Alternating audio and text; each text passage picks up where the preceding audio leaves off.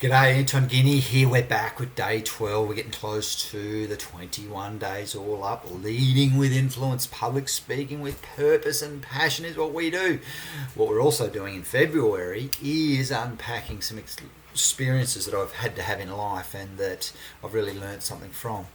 Today, the day that I moved out of home. So I was a bit of a homebody as a youngster. And it wasn't until age 21 that I actually moved away. And the reason I moved away was because I got my first job as a tradesman. So I did my apprenticeship where I lived at home and just went to work each day from home. Then all of a sudden I had to put resumes out into the world, and I got a job, get this, on the other side of the country. We live on one side. I got a job literally on the other side of the country. Could not move any further away from my hometown of Gladstone. Could not be. It's like 5,000 and something kilometres, and so of course it's this little mining town in WA. And I still remember Mum, that time when her eldest child leaves home, and they get closer to becoming empty nesters, even though I had younger brothers.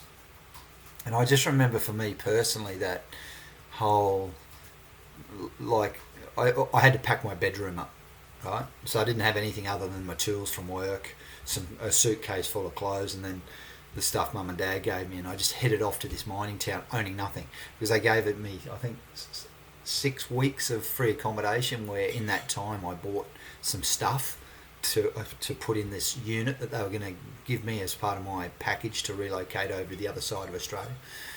And it's a big life-changing thing to move, one, out of home, and two, to the other side of the country, which felt like the other side of the planet. And I had to grow up fast. I was 21. I was pretty immature as a kid because I'd been living at home. I really wasn't good with people, and I'd never worked on mining equipment. So I was out of my depth at work. I was out of my depth in my personal life, so I didn't know how to adjust to living by myself. And I was in this relationship where I really, really missed my now wife of 25 years. And I moved away from her, and she ended up subsequently coming over, and we got married and she moved over. What I learnt during that process, it's too hard to unpack in a 2-minute video. And if I could sum it up in one word, it was independence. It was just how to become an independent human being. And it was something that shaped and framed up my wife and I's focus for our kids moving forward. That independence thing. You've got to be able to stand on your own 2 feet. And we're lucky that we've raised 2 independent kids. And that word independence comes from at age 21, where I moved away from home, and Mum couldn't believe that I'd go to the other side of the country. And they never ever visited. We lived over for 4 years. My mum and dad aren't travellers. So if we want to see them, we want to see our friend, we'll come home.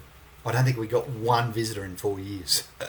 No one goes to mining towns of 500 people, and my wife was shocked when I drove into this little place. Anyway, that was life, independence, and I feel to a degree that I learnt to stand on my own 2 feet as that phone rings. And as I start winding this video up, we'll see you tomorrow for day 13.